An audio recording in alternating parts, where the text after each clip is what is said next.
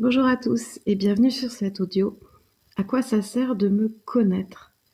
Donc aujourd'hui, je vous propose cet audio.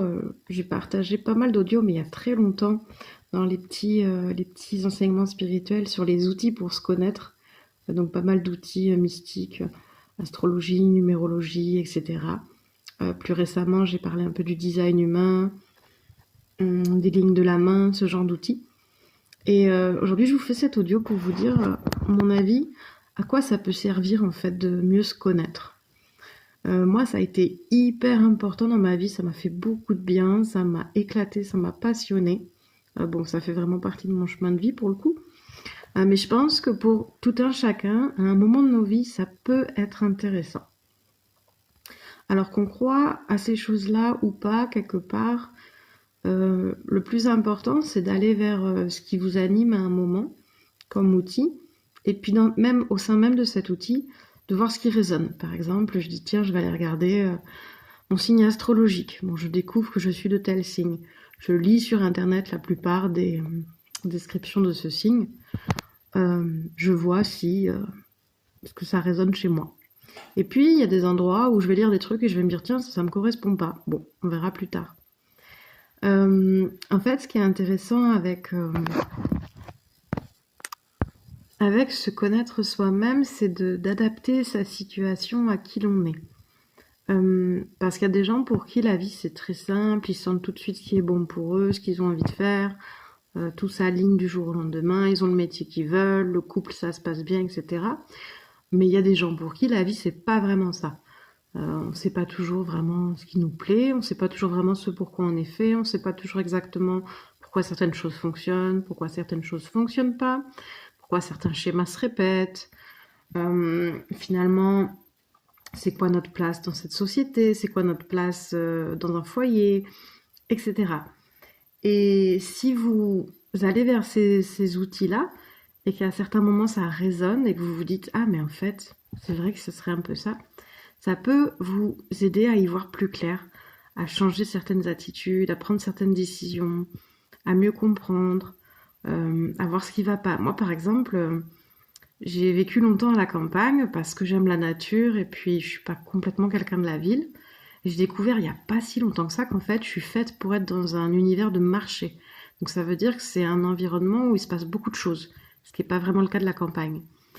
Et je comprenais pas pourquoi certains aspects de ma vie fonctionnaient pas. Et quand j'ai vu ça, j'ai fait ah mais bien sûr, c'est ça en fait le souci. Donc des fois c'est des petits points de détail que vous allez trouver donc dans le design humain, la numérologie, les lignes de la main.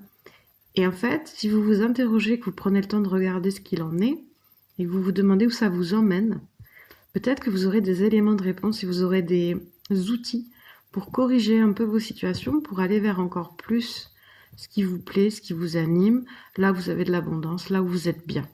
Donc je trouve que c'est des outils hyper sympas. Il y a quelque chose aussi que moi j'avais à l'intérieur de moi, c'était un peu une culpabilité parce que j'ai vécu des choses difficiles dans ma vie et il y a des aspects de ma personnalité que j'arrivais vraiment pas à accepter et je me disais oh j'ai toujours pas guéri ça, j'ai pas guéri ça, j'ai pas guéri ça.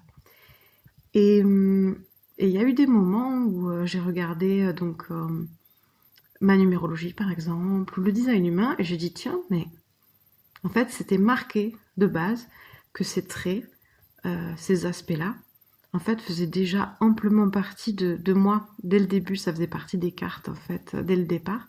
Donc, j'ai pas à culpabiliser, en fait, que finalement, j'ai encore ça à l'intérieur de moi, en fait. Et d'ailleurs, l'idée de l'astro, de la numéro, tous ces outils ésotériques, c'est qu'en fait, on va mener notre vie avec ça, avec les parties plus sympas, les parties moins sympas, les qualités, les défauts, les aspects un peu casse-pieds, les aspects hyper nourrissants, les aspects hyper rayonnants dans la société, etc. Donc ce que je trouve intéressant du coup, c'est que ça permet, moi en tout cas, ça m'a permis d'être vraiment en paix sur beaucoup de domaines, de mieux comprendre certaines de mes attitudes, de mieux comprendre aussi le monde qui m'entoure, les gens, leur façon d'être, comment ça fonctionne. Et je trouve qu'aujourd'hui sur Internet, il y a quand même beaucoup de ressources qui sont gratuites. Vraiment, les basiques de chaque outil ésotériques sont gratuits en ligne. Donc on peut déjà dresser une espèce de cartographie de base en se disant, bon en fait, si je crois à ça, hein, bien sûr c'est toujours soumis à croyance, ça c'est votre libre arbitre. En fait, je suis censée être à peu près dans ce domaine-là de métier, je suis censée avoir telle attitude, mon fonctionnement dans un couple ou un groupe c'est ça, mon lieu de vie, mon environnement c'est plutôt ça, ce qui me nourrirait c'est plutôt ça, dans cette vie-là je vais avoir tel défi à relever, ma grande difficulté c'est plutôt ça. Voilà. Après, comme je disais, il y a des gens, jamais ça va les toucher, ça va leur passer au-dessus et ça les intéresse pas, ou voilà, ça résonne pas. Mais ça peut, à un moment de la vie, quand on est dans des impasses ou des questionnements, ça peut apporter de l'information.